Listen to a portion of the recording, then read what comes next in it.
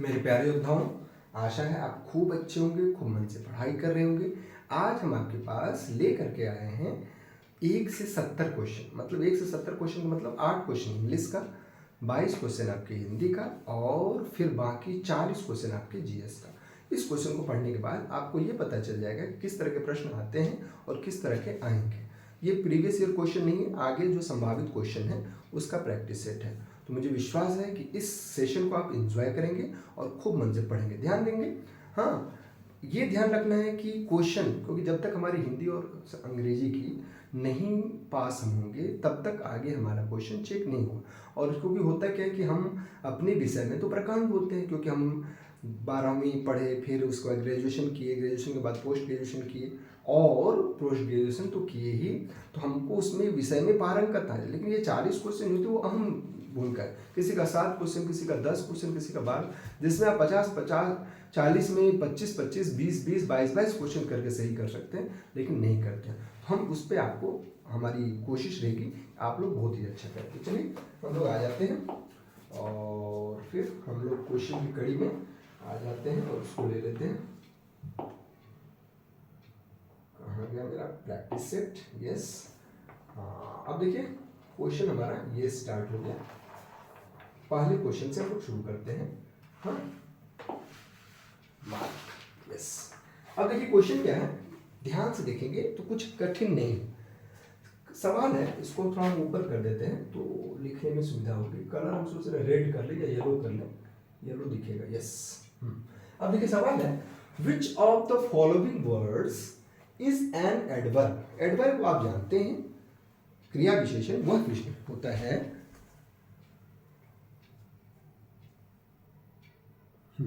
तो क्रिया विशेषण का क्या मतलब होता है? क्रिया विशेषण जो, जैसे हम धीरे धीरे चलते हैं, धीरे धीरे चलना, चलना का विशेषता को बताया, मतलब क्रिया की विशेषता को बताया। तो अब देखिए क्या कर रहा है, फ्यूरियसली, हमारा वर्ड है एक फ्यूरियसली, थोड़ा लाल ले लें तो और दिखेगा मुझे लगता है। हाँ, अब देखिए फ्यूरियसली, फ्यूरियसली मतलब क्या होता है? प्रचंडता से। तो प्रचंडता, प्रचंडता मतलब ये भी एक एडवर्ब हो गया। फिर आप देखिए क्या है, फिर नेक्स्ट देखिए हम क्या करते हैं, मीक, M-E-E के, मीक मतलब क्या, तो विनम्र या अहंकार, हम्बल जिसको आप कहते हैं। तो ये भी एक क्या हो गया, वो हम्बल लड़का है। हाँ, तो ये भी क्या हो गया, एक, ये भी एक एडवर्ब हो गया। इसमें थोड़ा समय लगेगा। फिर देखिए क्या है, अपेस। अपेस मतलब क्या होता है? शीघ्रता से, तेजी से, ऐसे तेज चलना, तो इसको क्या करते हैं, अपेश करते हैं। तो ये भी अब तीनों एडवर्ब है, तो इसका आंसर क्या होगा, मोर देन वन और एवर। हमारा आंसर सही हो गया। चलिए अब दूसरे क्वेश्चन पे आते हैं। क्या है, कंप्लीट, ये दूसरा क्वेश्चन है, complete the following sentence with correct conjunction. Conjunction, conjunction मतलब जो कंजक्ट करे। अब क्या कर रहा है, dash he had not paid his bill, his electricity was cut off. मतलब यदि वो नहीं करेगा तो क्या होगा, अनलेस नहीं होगा, आइदर नहीं होगा, यहाँ क्या होगा, as he had not paid his bill, यदि वो अपने इलेक्ट्रिसिटी बिल का नहीं करता है तो क्या होगा उसका, जैसे ही वो नहीं करता है उसका इलेक्ट्रिसिटी जो है वो कट हो जाएगी। तीसरा क्वेश्चन क्या है, देखिए बहुत ही आसान क्वेश्चन है, हम इसको बिटा देते हैं और ऊपर चलते हैं, यहीं चलेंगे तो फिर। हाँ, अब देखिए तीसरा क्वेश्चन क्या है, देखिए, हाँ, अब ले लिए, अब इसको पेन ले लेते हैं। हाँ, तीसरा क्वेश्चन देखिए क्या है, कह रहा है, a bird, following proverb, proverb, a bird in hand is worth two in a bush. अब देखिए क्या है, अब थर्ड आप देख रहे हैं, इसका मतलब होता है 9 नगद न 13 उधार, मतलब जो चीज हमारे पास है। तो अब देखिए इसमें क्या हो जाएगा आंसर थर्ड का। अब आप लोग सोचिए, 9 नगद न 13 उधार। अब इसका आंसर आप देखेंगे तो आपको क्या लगेगा कि टू ट्रैप बर्ड्स बशेज, ऐसा कोई मतलब उसके मतलब बुश के लिए, उसके पंखुड़ियों के लिए उसको पकड़ना, ये कोई मतलब ही नहीं है। फिर क्या करना, it is better to be satisfied with what you have done to try to get what is not yours। आपका जो नहीं है उस पर व्यर्थ चिंता करें, मतलब वही 9 नगद ना 13 उधार। तो हमारा इसका आंसर क्या हो जाएगा, बी हो जाएगा। हम आगे क्यों बढ़े, फिर to be dissatisfied with that you have more than one तो कोई बात मतलब ही नहीं। हम जो चौथे प्रश्न पे आते हैं और चौथा प्रश्न हमारा ये रहा, choose the correct option to complete the sentence. अब कह रहा है I dash him since we met a year ago. हम मतलब जो कुछ साल पहले मिले थे तो कब से उसको नहीं देखे हैं, हैव नॉट सीन, तो क्या हो जाएगा इसका आंसर सी हो जाएगा। तो आपने देख लिया। चलिए अब हम क्या करते हैं, आगे ऊपर बढ़ लेते हैं। तीसरा अब हमारा चौथा क्वेश्चन देखिए रहा हमारा, ठीक। तो चौथा क्वेश्चन देखिए क्या है, इसको पहले हम मिटा दें। और मुझे लगता है कि आप लोग भी इंजॉय कर रहे होंगे, कोई कठिन नहीं है। हम तो अंग्रेजी के उतने प्रगाढ़ नहीं है, लेकिन हम कोशिश कर रहे हैं कि आप लोगों के साथ थोड़ा बहुत आपके साथ कोशिश करें। Fill in the blanks with the suitable pronoun. Pronoun आप जानते ही, प्रोनाउन मतलब नाउन के बदले में जिस शब्द का प्रयोग किया जाता है वो प्रोनाउन होता है। जैसे हम बहुत अच्छे लड़के हैं, हम पढ़ने में तेज हैं, तो जैसे कोई पर्टिकुलर बॉयज करेगा कि Shailesh is a very good boy, he has lots of mind, या इस तरह कहते हैं तो ही लगाते हैं ना, ही हैज, तो फिर क्या होगा, ये मतलब शैलेश के बदले में क्या कहें, he is the best student of this class, तो फिर क्या हो जाता है, तो उसके बदले तो आप देखिए क्या है, क्या कह रहा है, my son and my daughter are very fond of, क्या एक दूसरे को, हिमसेल्फ नहीं होगा, फिर क्या कहा, देमसेल्फ नहीं होगा, ईच अदर यस, तो इसका आंसर क्या होगा, ईच अदर। अब choose the correct option, study of population. कह रहा है कि पॉपुलेशन को पढ़ने का या अध्ययन करने को क्या कहते हैं, क्या कहते हैं, देखिए जेनियोलॉजी। जेनियोलॉजी मतलब होता है जनांकी, वंशावली कह सकते हैं, जनांकी में वंशावली हो गया। डेमोग्राफी मतलब वही जो इसका अध्ययन करते हैं, पॉपुलेशन का अध्ययन करते हैं, हाँ।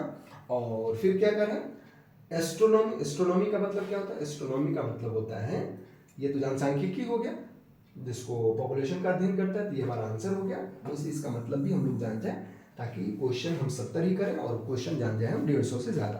तो क्या कर रहे हैं, एस्ट्रोनॉमी। एस्ट्रोनॉमी मतलब एस्ट्रोनॉट से एस्ट्रोनॉमी आया है, तो मतलब जो खगोलिकी होते हैं, खगोलज्ञ होते हैं, इसका आंसर वो हो गया। तो इसका आंसर क्या होगा, पॉपुलेशन का डेमोग्राफी होता है, जनसांख्यिकी।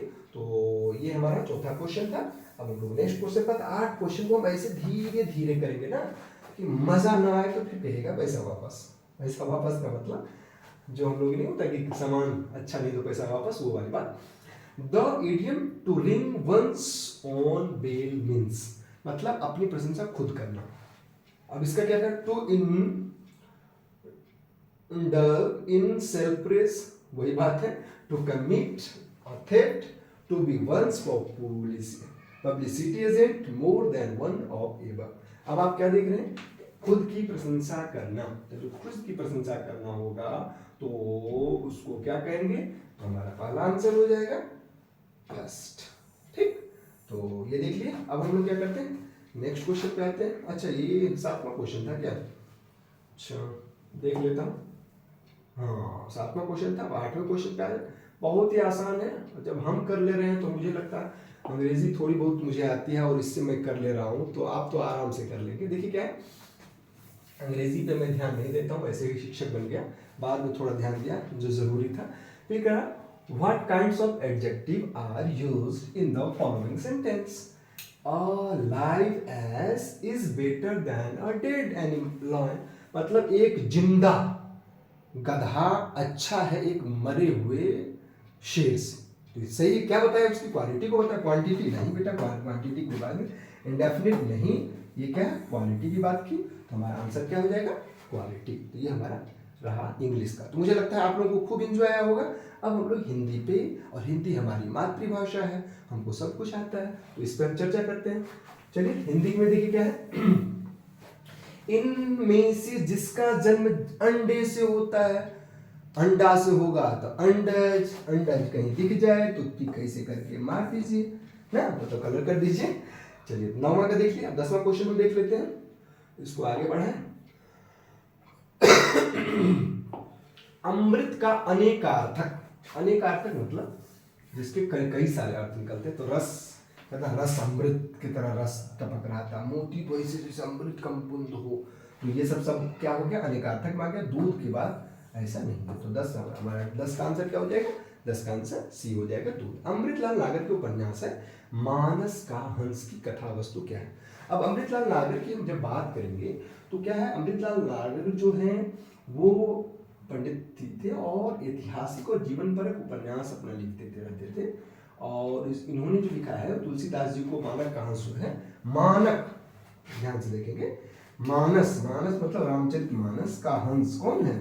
हंस क्या करता है? मोती खाता है। मतलब मानस का हंस कौन है? तो तुलसीदास जी के जीवन पे लिखे हैं। तो बुंदेलखंड का सांस्कृतिक जीवन नहीं है, गलत हो जाएगा। हाँ, ह्रासोन्मुख बुद्धिकाल ये भी नहीं, लोरी चंदा की गाथा नहीं, क्योंकि लिखे मानस, मानस मतलब रामचरित मानस को कौन लिखा? तुलसीदास, तुलसीदास जी का। तो मानस का हंस कौन है? तुलसीदास। तो तुलसीदास की कथा वस्तु क्या है? जीवनी पे लिखी गई है, ये इसमें से कोई नहीं होगा। ठीक, तो हमारा आंसर देख लीजिए। अब हम लोग नेक्स्ट पे आते हैं। यस, अब तो इसमें कोई नहीं होगा। अब हम 12वें पे आते हैं।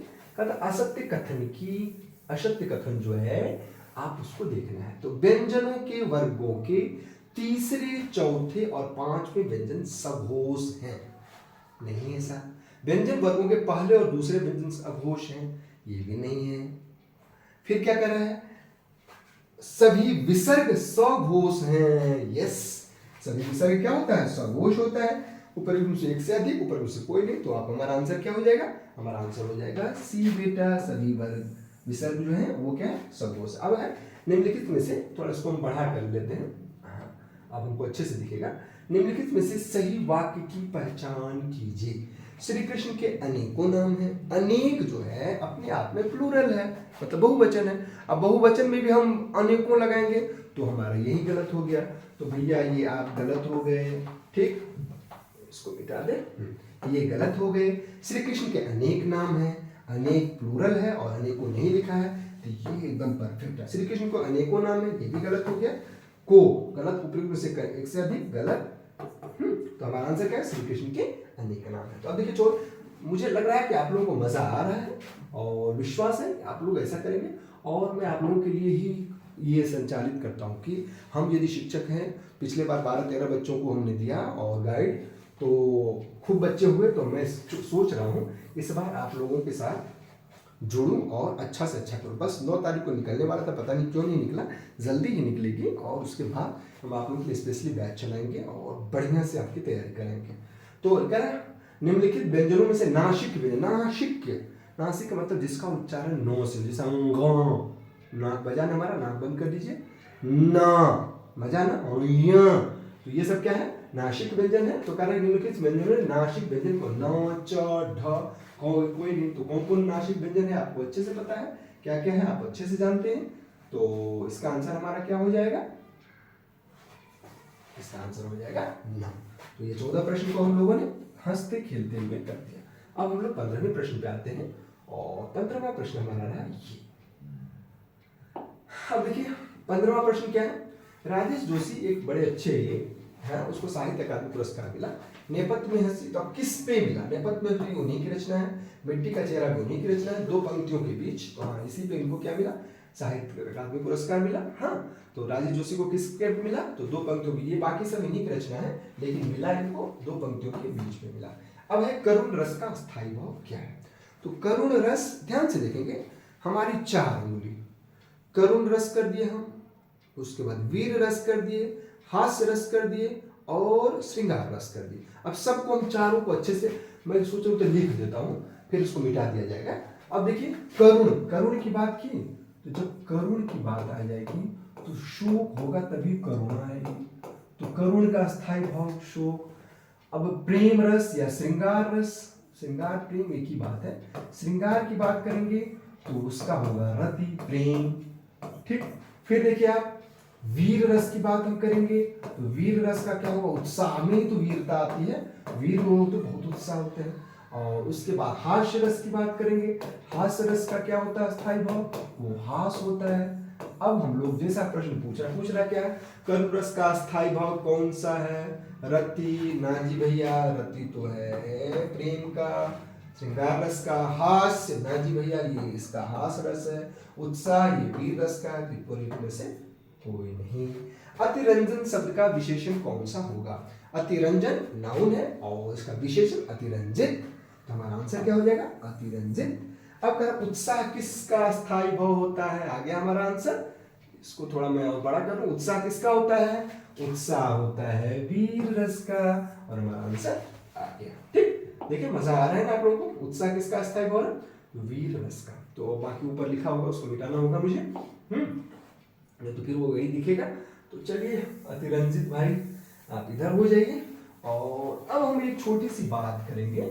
और आप लोग देखिए होता क्या है कि प्रश्न को यदि ढंग से पढ़ें तो आपको सारे आंसर आ जाते हैं। देखिए क्या कह रहा है शहर की दाई मुहावरे का अर्थ क्या है? अब जब शहर की दाई होगी, दाई का मतलब होता है जो घर एक का मतलब किसी के घर चूल्हा चौका करने के लिए जाएगा। जब चूल्हा चौका करने के लिए जाएगा तो उसकी स्थिति, उसके यहाँ की स्थिति सब जान जाएगा। तो वच का मतलब है उसके घर के जाना।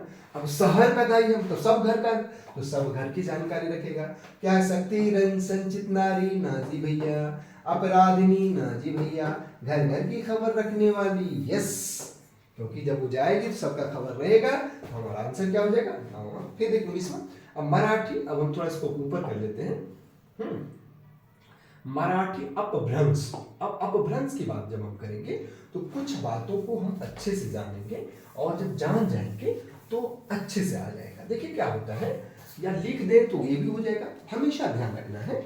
जैसे पैसाची अपभ्रंश है तो उसका लांदा पंजाबी, ये दो हो गया। महाराष्ट्रीय अपभ्रंश है तो उसका मराठी होगा। मगधी अपभ्रंश है माने भाषा है, उसका अपभ्रंश सब जो है बिहारी हो गई, बंगाली हो गई, ओडिया हो गई, आसमी हो गई। सोरसेनी अपभ्रंश होगा जो हिंदी से आता है, जब हम भारूपी भाषा पढ़ते हैं उसका इतिहास जब पढ़ते हैं तो पश्चिमी हिंदी हो गई, खड़ी बोली जिसको कहते हैं, राजस्थानी हो गई, ब्रज भाषा वाली खड़ी बोली हो जाएगी। तो ये सब अब हमारा क्वेश्चन है। मराठी का संबंध क्या है? महाराष्ट्र अपभ्रंश से। समझ में आ गया आप लोगों को? फिर से मैं पूरा दे रहा हूँ, अच्छे से जाने। पैसाची अपभ्रंश होगा तो लांदा और पंजाबी होगी उसकी भाषा। महाराष्ट्रीय अपभ्रंश होगा तो मराठी होगा। मागधी अपभ्रंश होगा तो बिहारी, बंगाली, ओडिया, असमिया। सोरसेनी होगा तो पश्चिमी हिंदी, राजस्थानी, ब्रज भाषा, खड़ी बोली। ठीक, चलिए अब हमारा क्या है, आपका सेवानिवृत्त जीवन आनंदमय हो, यह किस प्रकार का वाक्य है? संकेत कोई चीज दे रहा है ना जी? इच्छावाचक, हाँ, कि इच्छा ये है कि आपका जो बुढ़ापा हो बड़ा सुखमय बीते, आपका जो सेवानिवृत्त जीवन हो वो आनंद हो। तो ये कौन सी वाक्य हो गई?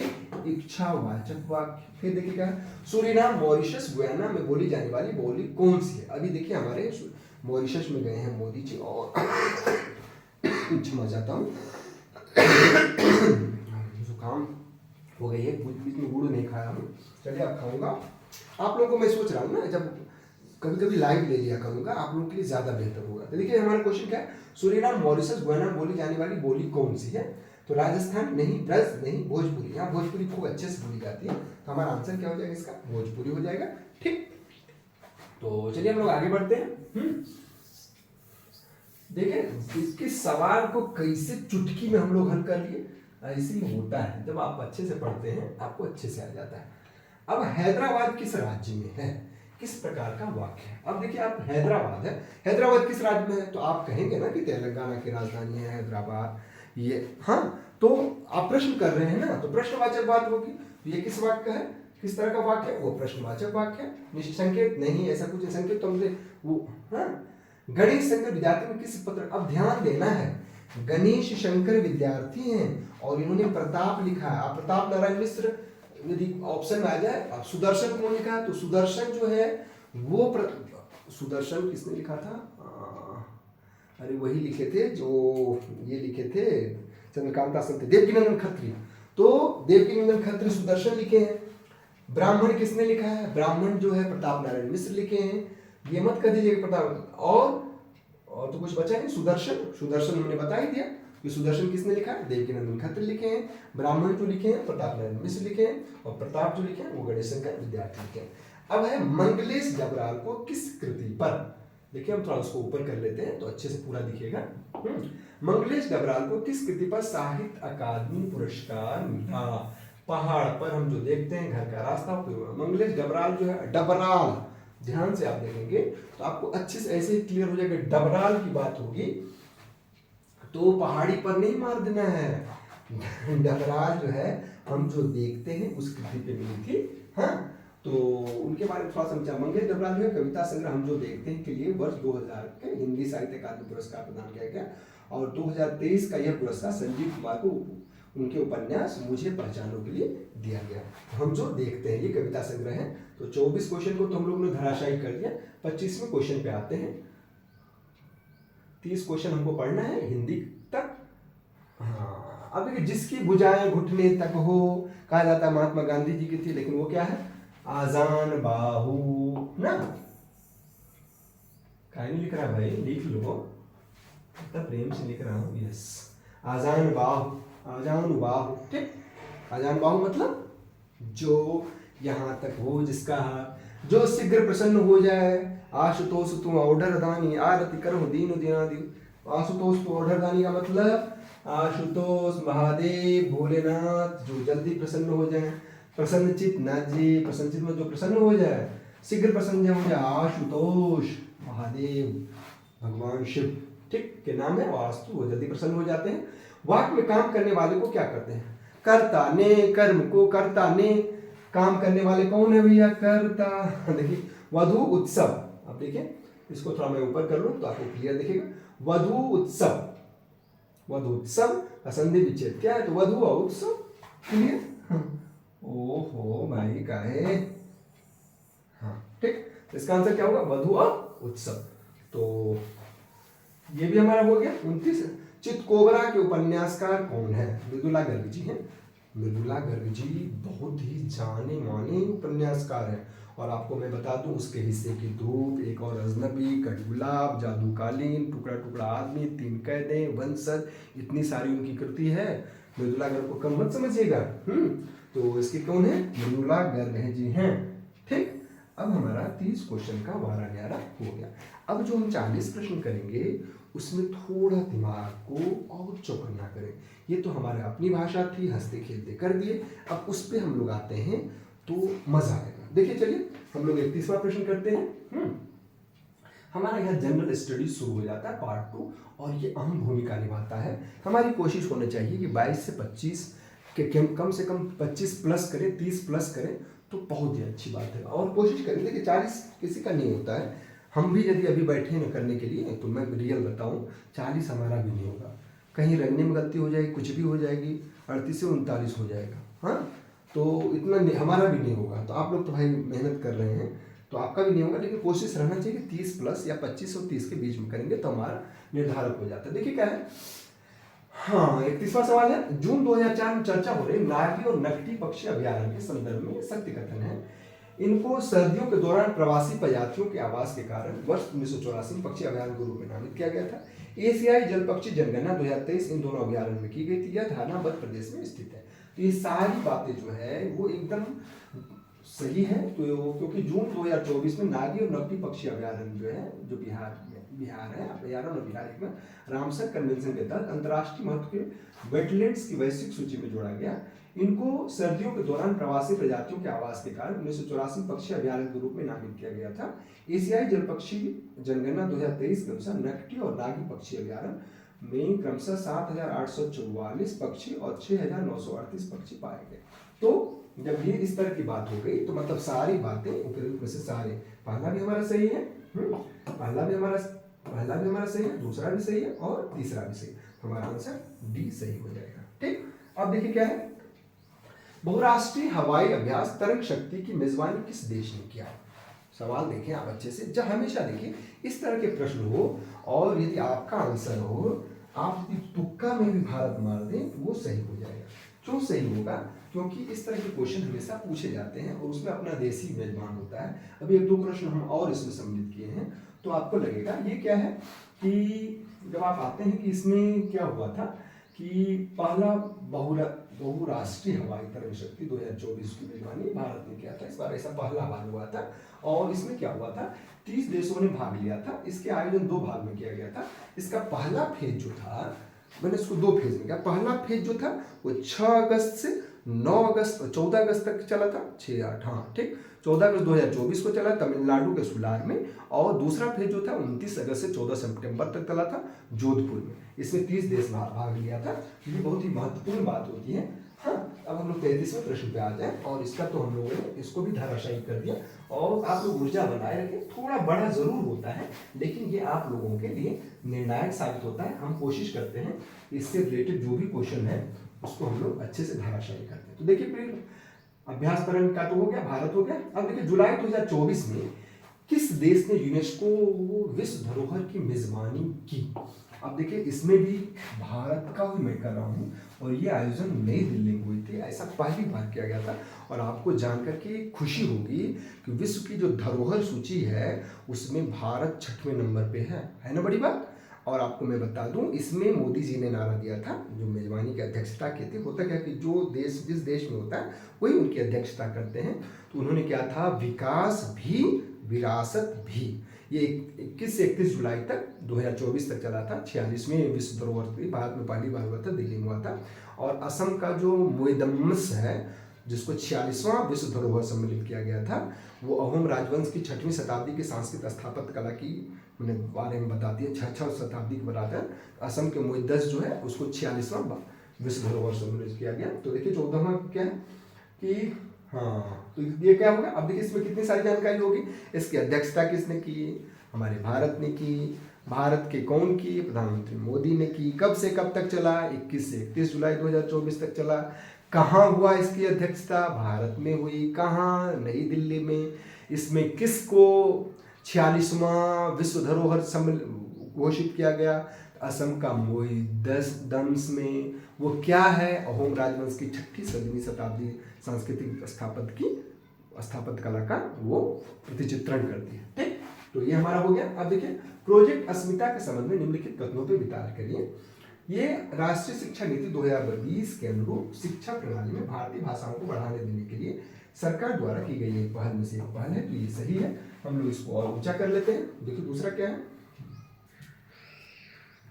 फिर देखिए दूसरा है, ऊपर कर लेंगे तो और अच्छे से दिखेगा। फिर दूसरा क्या है, इसे केंद्रीय शिक्षा मंत्रालय और विश्वविद्यालय अनुदान आयोग द्वारा लॉन्च किया गया। यस। फिर क्या, इसका उद्देश्य अगले 5 वर्षों में 22 अनुसूचित भारतीय भाषाओं में 1000 पुस्तकें तैयार करना।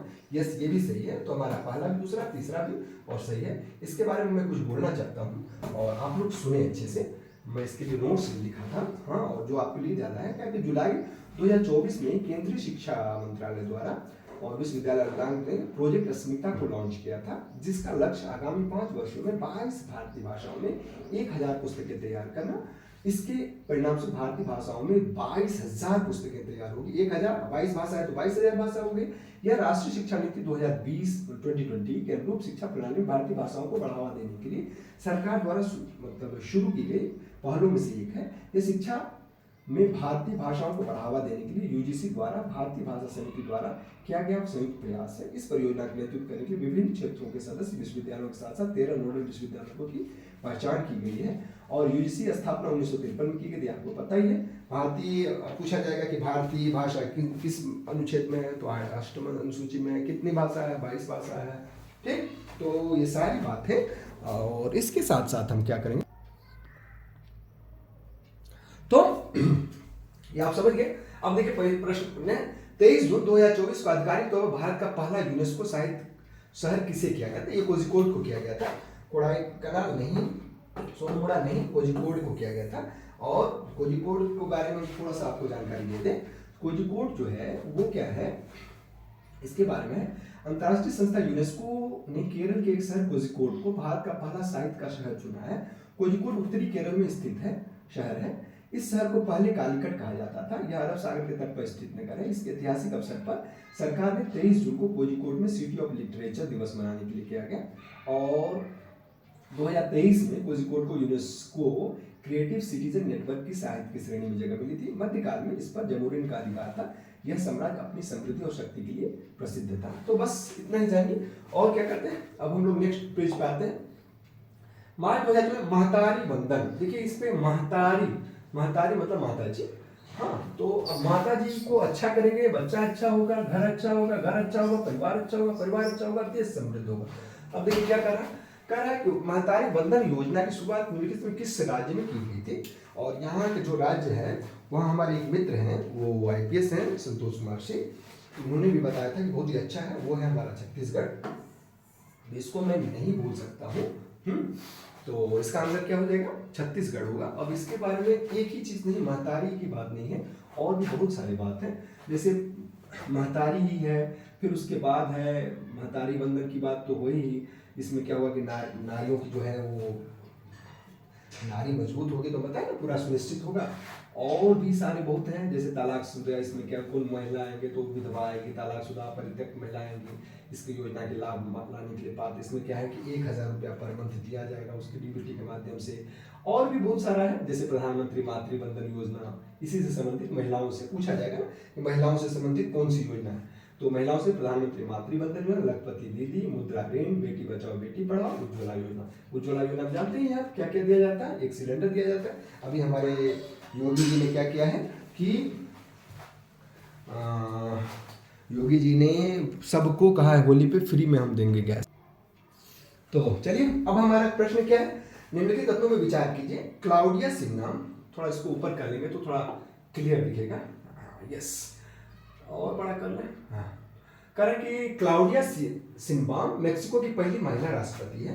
क्लाउडिया सिनबाम एक जलवायु वैज्ञानिक है। इस पद पर आसीन होने से पहले यह पहले यहूदी नेता थी। सारी बात सही है। क्लाउडिया जो है वो क्या है कि यह जलवायु वैज्ञानिक था, मेक्सिको सिटी की पूर्व मेयर थी। इसका सिनबाम 1 अक्टूबर 2024 को राष्ट्रपति के रूप में शपथ ली, और इससे पहले वो यहूदी की नेता थी। इसका नाम, मेक्सिको का आधिकारिक नाम क्या है, यूनाइटेड मैक्सिकन राज्य है। इसकी राजधानी मेक्सिको सिटी है और ये उत्तरी अमेरिका में स्थित है।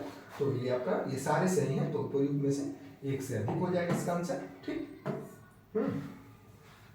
अब हमारा देखिए नेक्स्ट क्वेश्चन क्या है, भारत ने किस देश को 2 डोर्नियर 2028 विमान दिया, लड़ाकू विमान टाइप का है, तो वो किसको दिया, तो गुयाना को दिया है सर। हाँ, गुयाना को दिया है। और गुयाना ये क्या है, इसके बारे में थोड़ा सा चर्चा कर लें। ये लड़ाकू विमान होता क्या है, क्या क्या कि 1 अप्रैल की बात है, 1 अप्रैल 2024 को गुयाना के राष्ट्रपति मोहम्मद इरफान अली ने जानकारी दी कि भारतीय कंपनी जो HAL है, हिंदुस्तान एरोनॉटिक लिमिटेड, गुयाना रक्षा दल को 2 डोर्नियर विमान सौंपे। और ये विमान भारत से गुयाना को दी जाने वाली क्रेडिट लाइन का हिस्सा है। मार्च 2024 में भारतीय निर्यात आयात बैंक एक्सिम बैंक के ने गुयाना को 23.37 मिलियन अमेरिकी डॉलर की क्रेडिट लाइन की सुविधा प्रदान की।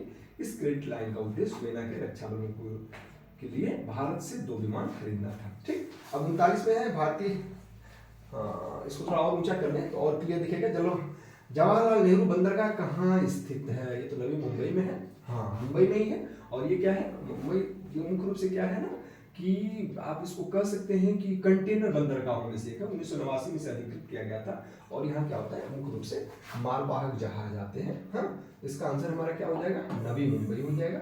ठीक। अब हमारा क्वेश्चन इतिहास से शुरू हुआ, और इतिहास तो इतिहास है भाई। कारण कि कौन सा गुप्त शासक घटोत्कच का चंद्रगुप्त प्रथम, ये तो क्लियर है, तो कोई दिक्कत नहीं है। अब हम लोग बड़े क्वेश्चन पे आ रहे हैं, और ये हिलाएगा का मतलब है दिमाग को थोड़ा अशांत करेगा, लेकिन शांत करते हुए हमको इसका आंसर देना है। क्या करें, 18 से 20 सितंबर 2024 तक पर्यावरण और पारिस्थितिकी पर 10वां अंतर्राष्ट्रीय सम्मेलन 10 ICCE 2024 गुरु घासीदास विश्वविद्यालय बिलासपुर छत्तीसगढ़ किया गया, जिसमें बिहार के किस महिला कॉलेज को सम्मानित किया गया था। बहुत ही अच्छी बात है।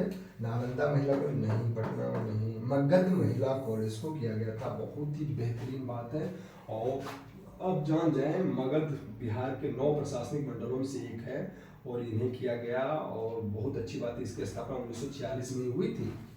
तो ये फक्र की बात है। चलिए, अब हमारा लग रहा है पेज नया शुरू होगा, उससे पहले हम इधर पे आ जाए। हाँ, देखिए बहुत ही मजेदार क्वेश्चन सब है। निम्नलिखित किस पुस्तक का स्वामी विवेकानंद द्वारा किया गया, एंशिएंट इंडिया तो ये किया था मजूमदार था, कोई RC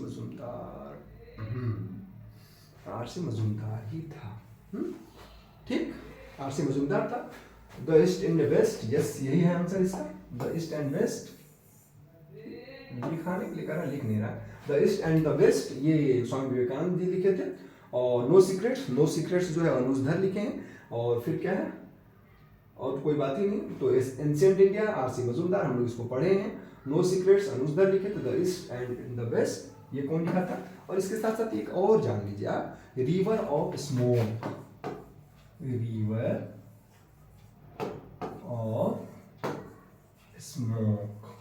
ये अमिताभ घोष लिखे हैं और ये बहुत ही ज़्यादा पॉपुलर है, इसलिए इस पर ध्यान देंगे। ठीक, अब निम्न कौन सा भाग माना जाए? फसल कटाई। फसल कटाई अब देखिए कौन कौन है, इसको मैं मिटा दूं। फसल कटाई से एक थोड़ी है, कई सारे हैं। अब देखते हैं कौन उत्सवों में से एक है, करेक्ट।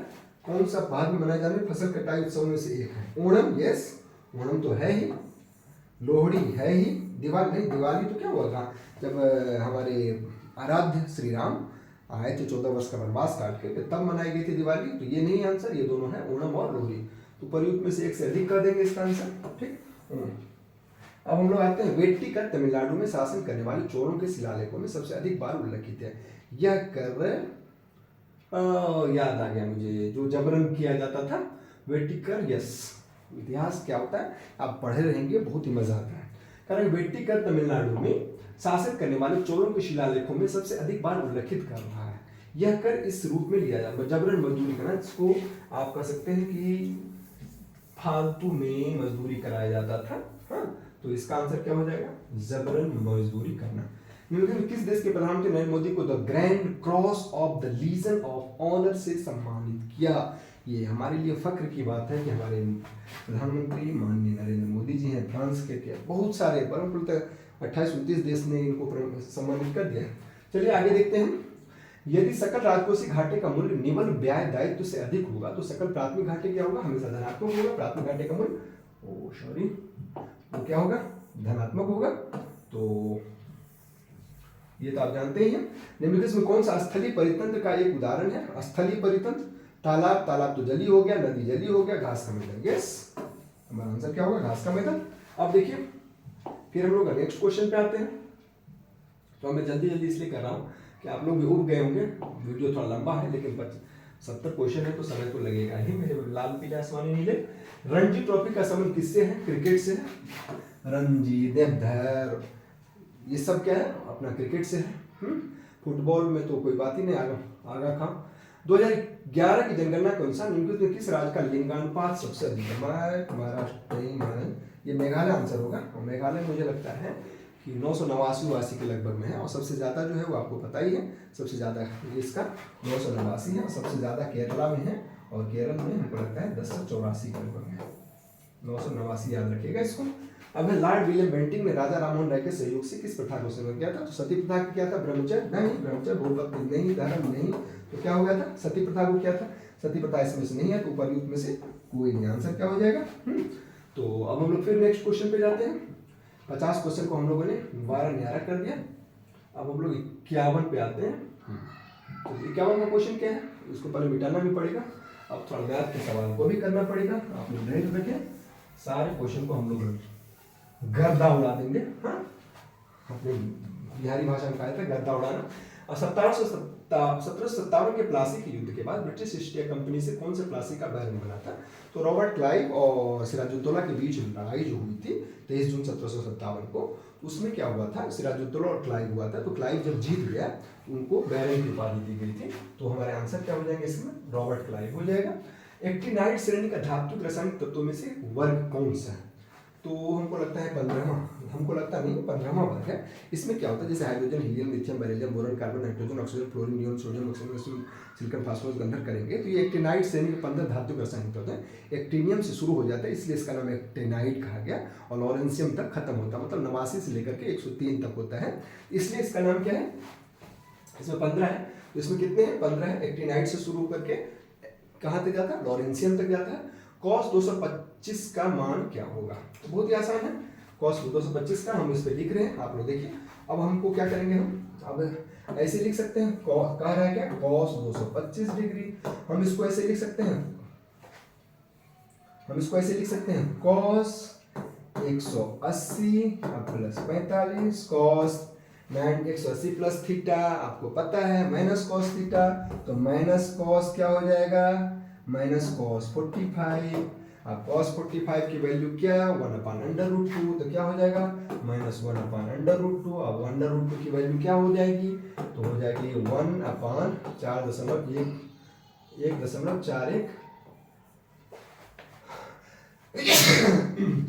सॉरी क्षमा चाहता हूँ। अब क्या हो जाएगा? तो माइनस में होगा तो माइनस का आंसर कौन है, यही होगा 14 7 98, 14 7 98 लगभग 99 ये, तो ये हमारा आंसर हो जाएगा।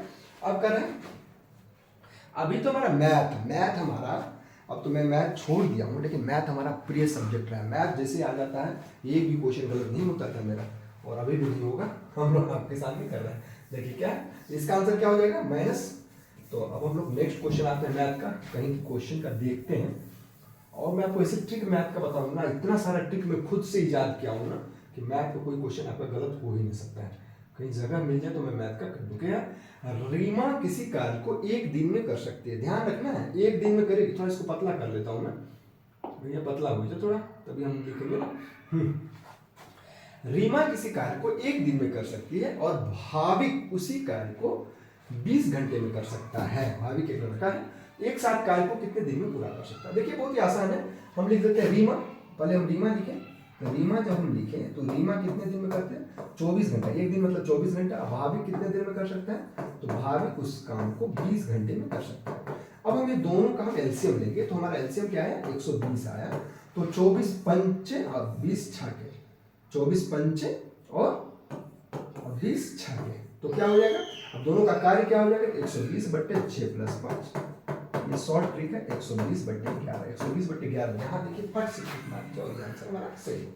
अब वह न्यूनतम अंक x जिसके लिए 2 3 2 x 3 4 2 11 से विभाजित, 11 से विभाजित का नियम क्या है, सम संख्या पे स्थित अंकों का योग विषम स्थान पे स्थित अंकों के योग का अंतर या तो 0 हो या 11 का अपवर्त हो, तो वो क्या हो जाएगा, 11 से कट जाएगा। अब हम देख लेते हैं, 1 2 3 4 5 कर लेते हैं। तो ये 1, ये 2, ये 3, ये 4, ये 5, ये 6, ये 7। अब हम क्या कर लेते हैं, 1 + 3 + 5 + 7, और इधर हम क्या कर लेते हैं, 2 + 4 + 6।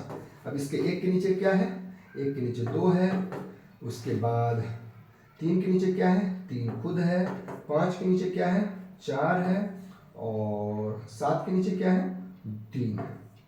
अब इधर देख लेते हैं हम क्या हो जाएगा, 2 4 6 के नीचे, तो 2 के नीचे क्या है, 4 है, फिर x है, और फिर 2 है। अब देख लेते हैं, 3 2 5 4 9 3 12, और ये हो गया 4 2 6, तो x + 6 = 12, 6 घटा देंगे, x बराबर क्या हो जाएगा, 6। हमारा आंसर क्या हो जाएगा, 6। ये क्या क्या, मैं वही, यदि दिख रहा है कि नहीं, मैं देख लूँ थोड़ा उधर, हाँ दिख तो रहा ही है। तो क्या होगा, बहुत ही आसान है। इसमें क्या है, सम स्थान पे स्थित अंकों का योग विषम स्थान पे स्थित अंकों के योग का अंतर 11 का या तो 0 हो या 11 का अपवर्त हो, तो 11 से कट जाएगा। तो ठीक, अब हम लोग अगले क्वेश्चन पे आते हैं और गर्दा उड़ाते हुए जाते हैं। तो देखिए सवाल हमारा ये रहा, 2250 सवाल। देखिए अब इसको मिटाना भी पड़ेगा हमको। देखिए मिटा दे भाई, गणित का सवाल हो मजा आता है बहुत ही ज्यादा। गणित ऐसा सवाल है ना, ऐसा चीज है ना कि एकदम कुछ नहीं मांगता है, आप बैठे रहिए सवाल करते हुए, मजा ही मजा। देखिए क्या है, 2250 के एक मूलधन पर 5 वर्षों का, अरे ये तो बहुत ही आसान है। 2250 करेंगे, 5 करेंगे और 6 करेंगे, बटे 100 कर देंगे, तो 0 अपने आप इससे कट गया, 5 दूनी 10, 2 3 6, 225 तो 775, 775 कहेंगे, 225 तो 675, 675 कहाँ गया, ये हमारा आंसर फट से सही। अब इसमें देख लीजिए, अब इसके लिए थोड़ा जगह मिल जाए तो बढ़िया है, थोड़ा जगह देख लेता हूँ, कहीं मिल जाए तो सवाल करने में सुविधा होगी।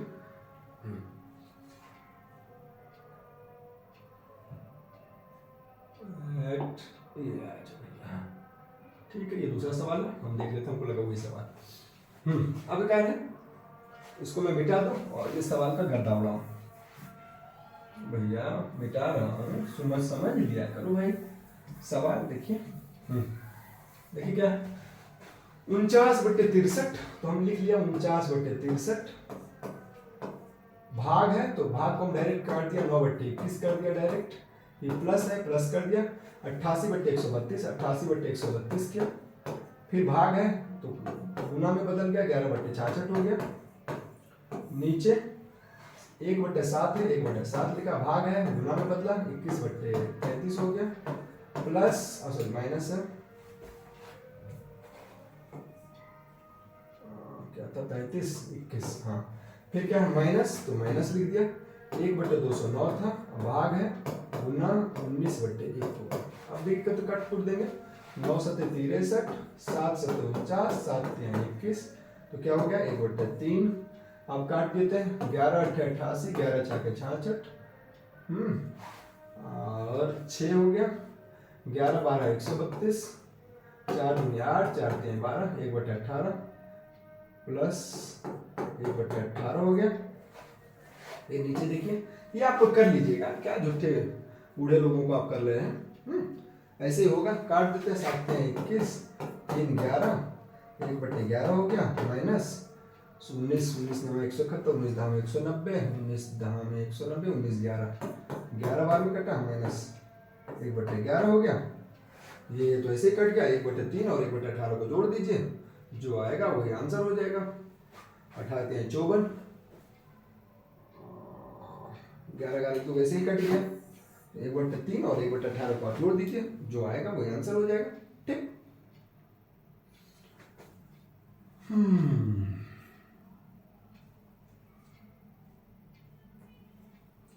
अब क्वेश्चन क्या है, प्रथम प्राकृतिक, तो 1/3 और 18 को जोड़ दीजिए, 18 6 प्लस 1 7/18, ऊपर ही कोई नहीं, यस देख लीजिएगा, मुझे लगता है कि ये सही है। या देख लेंगे, करने के बाद फिर से अच्छा समझ में आ जाएगा, कहीं कुछ छूट गया होगा, लेकिन ऐसे ही करेंगे, फिर से करना पड़ेगा। आंसर तो 18 माइनस था, प्लस कर दिया, इस बीच में प्लस भी था, एक चीज छूट गया, ये वाला चीज छूट गया, इसलिए हमारा आंसर गलत आ रहा है। जो भी आंसर होगा आप लोग करके देख लेंगे।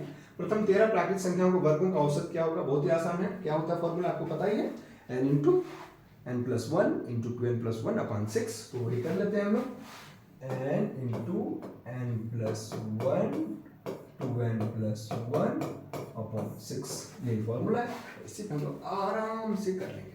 अब देख लीजिए क्या है, 13 है, तो 13 इंटू 13 प्लस 1 प्लस 13 गुने 2 प्लस 1/6, अब देखिए 13 गुने 14, अब गुने 13 2 26 1 27/6, जो कट रहा है काट दीजिए, 3 9 2 7, अब 13 गुना 7 गुना 9, अब औसत का है, औसत 13 से भाग दे दीजिए, 13 कटा, 9 7 63, 63 इज योर आंसर। 63 कहाँ है, शायद देख लिए होंगे आप, कुछ भी नहीं किया, फॉर्मूला हमारा यह है इंटू n 12 प्लस 1 अपॉन 6, ये फॉर्मूला है। अब देखिए क्या करें, a b c बराबर 3 4 7 हो, a/3 b/4 3/7, तो a plus b plus c, तो यार डायरेक्ट ऐसे ही कर दीजिए, कुछ है नहीं, ये 3 है तो करिए 3 प्लस 4 प्लस 7, और बच्चे c क्या है 7, 7 कर दीजिए,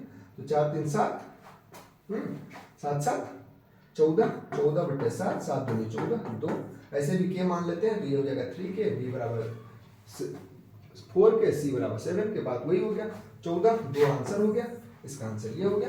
ठीक, अब हम लोग आते हैं अच्छे सवाल पे, 59 सवाल को हमने धराशायी कर दिया, अब हमारे 11 सवाल हो गए, 59 के बाद 60 पे आ जाए, कुछ कठिन नहीं है सवाल, बहुत ही, हाँ देखिए इसमें थोड़ा सा दिमाग लगाना पड़ेगा, वैसे है नहीं, इसमें भी जान नहीं है, ना के बराबर है, कुछ कठिन है ही नहीं। इसको मैं कैलकुलेशन आपको दे दूंगा और आप लोग अपने से करेंगे। हाँ, अपने से करने का मजा कुछ और है, मजा आएगा, आपकी कॉन्फिडेंस जो है वो बिल्डअप होगा। देखिए सवाल क्या कर रहा है, 7 दोस्तों में प्रत्येक में से एक परियोजना में 16 रुपया खर्च किया, ध्यान रखना है 16 रुपया खर्च, 8वें दोस्त ने उन सभी 8 के औसत से 35 रुपया, रुकिए कहाँ है, देखना पड़ेगा क्या है, जहाँ से मैं फोटो खींचा हूँ उसको मैं देख लूँ, आपको सवाल, हाँ 35 ही है, 35 ही, ये 35 ही समझिएगा इसको, हाँ 35 रुपया ही है। ठीक, तो 35 रुपया खर्च किया, तो खर्च की कुल धनराशि कितनी है, तो सबसे पहले हम क्या करेंगे, मान लेते हैं कि ये x रुपया किया, ठीक है, अब कोई दिक्कत नहीं।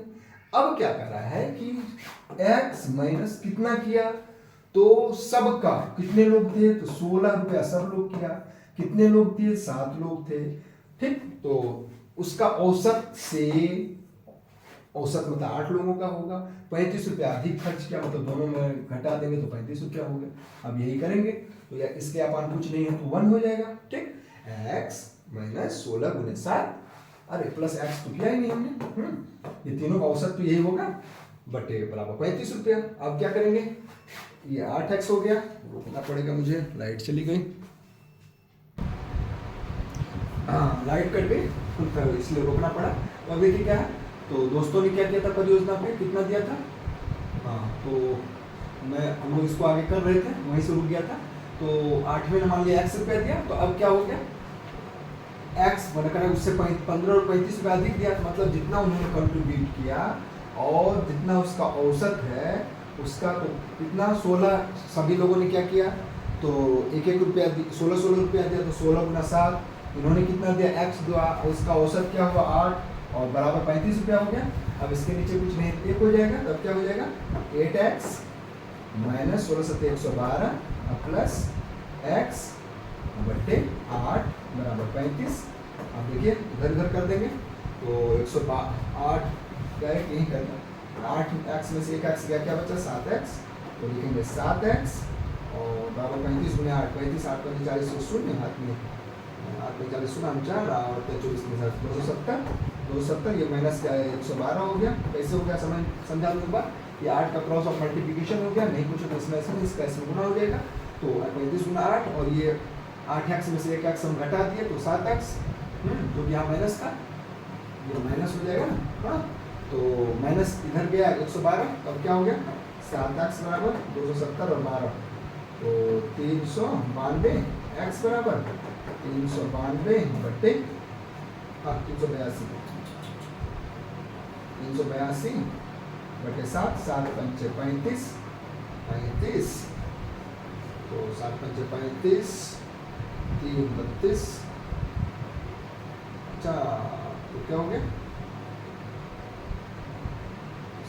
382 70 10 80 82 382, ठीक है 382 बटे 7, तो यहाँ लिखते 382, यहाँ सही क्या था ना, 8 5 45 सुना आपने 3 8 3 24 270 और 112, 270 और 112, तो कितना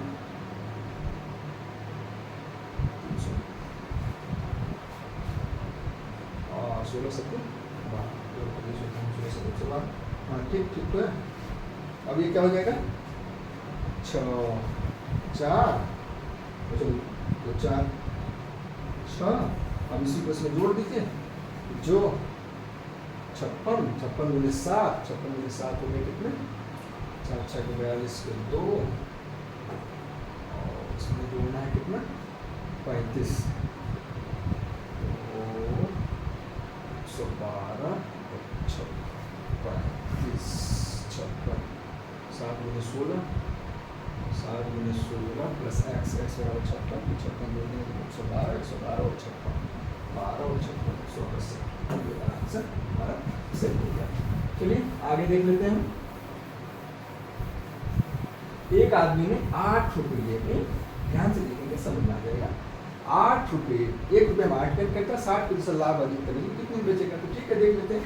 8 रुपये, 1 रुपया में क्या पेन 8 पेन, तो इसका सीपी क्या हो गया 1/8 कर लेंगे आप, 1 रुपया में 8, एक पेन का 1 रुपया में 8 पेन, तो 1 पेन का सीपी तो कॉस्ट प्राइस प्रेमोल कितना हो गया 1/8, तो अब उसका 60%, 1/8 का 60 160 बटे आपको पता ही 100 कर देते हैं, 0 0 से कटा 8 गुने 16 2 पंजे 10, 1/5 1/5 मतलब 1 रुपये में 5 पेन, 1 रुपये में 5 पेन बेचेगा तो कितना 3 नहीं जी, 6 नहीं जी, 4 नहीं जी, पर वो ठीक। 62वां प्रश्न पे आते हैं हम लोग। अब मैं थोड़ा जल्दी में हूँ, इसको खत्म कर दूँ क्योंकि आप लोगों को ज़्यादा समय हो गया। अब देखिए क्या है, एक महामारी फैलने से एक छोटे शहर की आबादी क्या है 18,000 से घट के 15,000 होगी, कितने प्रतिशत की कमी है। बहुत ही आसान है, 18,000 से 15 हो जाएगा मतलब 3,000, तो क्या हो जाएगा 3,000 गुने 100, ये तो होता है मतलब घटोतरी 15,000, तो 3,000 गुने 100, अब बट्टे कितना पहले था 18,000 था, 0 से 3 0 3 0 इसके कट गए। हाँ, अब 18 से 3 6 18, 100 बट्टे 6, 16 6 के 96, 16 6 यस, ये आंसर। किसका परमाणु द्रव्यमान सबसे कम है? हाइड्रोजन, हीलियम, हीलियम हाइड्रोजन से शुरू होता है, हाइड्रोजन का सबसे कम है। अब विद्युत आवेश की SI इकाई क्या है? कूलाम है, ये आपको पता ही है, इसका कूलाम है। इससे सही पे आंसर लग गया। हाँ, अब क्या तापीय अपघटन के दौरान अमोनियम नाइट्रेट उत्पन्न करता है। अमोनियम नाइट्रेट जब उत्पन्न करेगा तो क्या अमोनियम नाइट्रेट का फॉर्मूला क्या होता है? NH4, बताइए, NH4 NO3, NH4 NO3, हम गर्म करेंगे तो क्या होगा? किस पे होगा? तो N2O + 2H2O, N2O + 2H2। अब क्या हो गया? हाइड्रोजन, नाइट्रोजन डाइऑक्साइड और जल देता है, नाइट्रोजन डाइऑक्साइड और जल कहाँ है? हमारा आंसर ये हो गया। 66वें क्वेश्चन पे हम आते हैं। कौन सी चमकदार वस्तु गैर चमकदार की बात कर रहे हैं भाई। गैर चमकदार मतलब जिसमें चमक न हो, तो गैर चमकदार कौन सा हो जाएगा? गैर चमकदार जुगनू तो चमकदार है भाई, जल्दी मोमबत्ती चमकदार है, चांद का तो खुद अपना प्रकाशित है, यही होगा आंसर। चलिए आगे देख लेते हैं 67वां क्वेश्चन। कार एक समान गति, इसे तो बढ़ रहा है, फिर घटा, फिर बढ़ा, फिर घटा, ये तो है ही नहीं आंसर। अब इसमें हमको क्वेश्चन का आंसर करने में बहुत ही आसान होगा। हाँ, ये भी टाइम उधर जा रहे हैं आप, तो ये भी नहीं होगा। ये एक समान पढ़ने की बात होगी तो यही बात फिर से लिखना पड़ेगा मुझे। कह रहा है, क्वेश्चन है ग्राउंड कौन सी कार की एक समान गति को दर्शाता है? एक समान गति होना चाहिए। एक समान गति में क्या होगा? ये बढ़ रहा है, घट रहा है। हाँ यस, ये आंसर सही है, देखिए एकदम कंटिन्यू है, तो बी हमारा आंसर।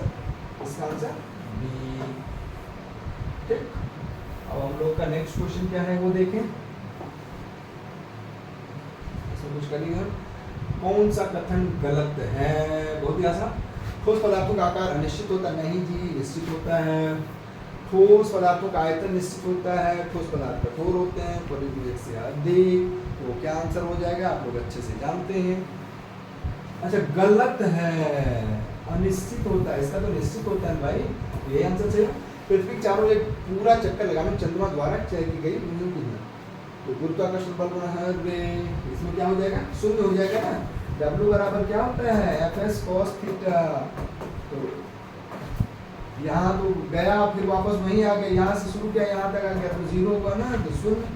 69 क्वेश्चन को हम लोगों ने धाराशायी कर दिया। 70वां क्वेश्चन भैया क्या हो जल्दी से? बहुत ही आसान। देखिए क्या है, BaCl2। देखिए इसका हम करते हैं, ठीक।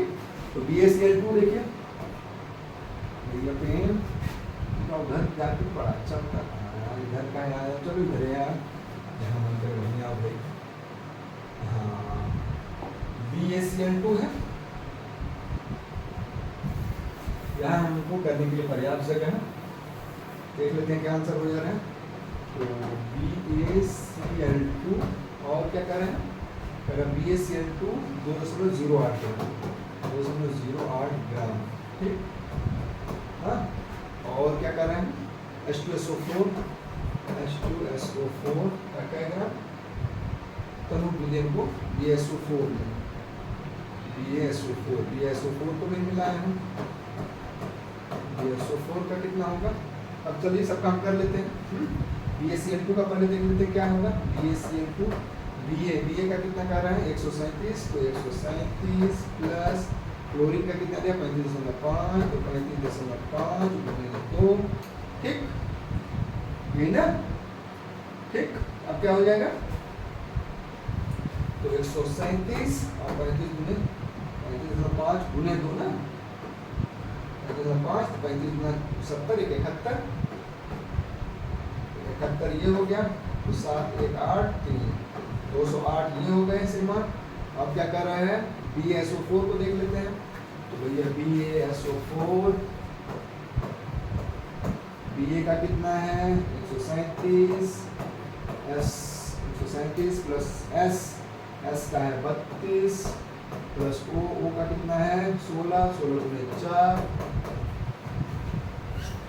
क्या हो गया 137 प्लस 32 प्लस 64, जोड़ लेते हैं 4 6 7 13 के 3 हाथ में 1, 6 7 3 10 3 13 के 3 हाथ में 1, 235।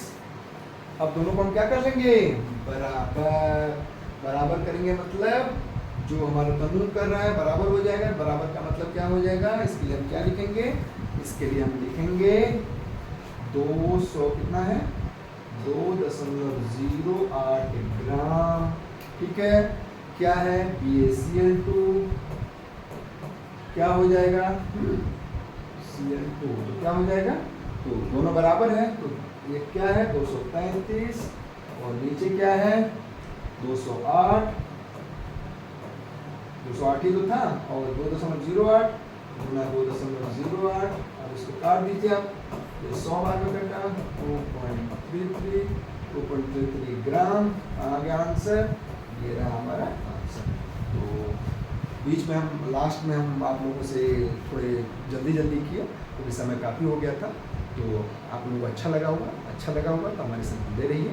मेरी कोशिश रहेगी कि आप लोगों को जैसे मैं शिक्षक हूँ आपको शिक्षक बनाऊँ, और आपको अच्छा लगेगा तो चैनल को दूसरे को भी सजेस्ट करिएगा, मतलब लाइक शेयर और सब्सक्राइब जरूर करिए। मिलते हैं अगले वीडियो में और खूब अच्छे सारे के साथ, जैसे ही भर्ती निकलती है कि हम लोग वीडियो की भरमार कर देंगे और आप लोगों के लिए बेहतर होगा। मिलते हैं अगली वीडियो में, तब तक के लिए हैप्पी हो।